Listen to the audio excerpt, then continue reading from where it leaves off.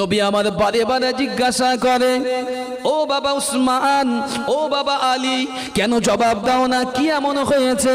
আল্লাহ নবী সাহাবী মৌনতা ভঙ্গ করলেন। ইয়া রাসূলুল্লাহ, ইয়া হাবিবাল্লাহ, আমরা আপনার সাহাবী, আমার ভাই উমরকে যে অবস্থায় দেখে এসেছি, ইয়া রাসূলুল্লাহ, ইয়া হাবিবাল্লাহ, আমার ভাইকে যে অবস্থায় দেখেছি, আল্লাহ পাকের নামাজের পাটিটা নিয়ে নামাজের মুসাল্লায় পড়ে সিজদারত অবস্থায় ঘরের জানালা দরওয়াজা বন্ধ করে দিয়ে আপনার সাহাবী শুধু ওয়াকাতারে কন্দনরত অবস্থায় আছে। একটু জোরে বলে, একটু চিল্লে বলেন সুবহানাল্লাহ। নারে তাকবীর।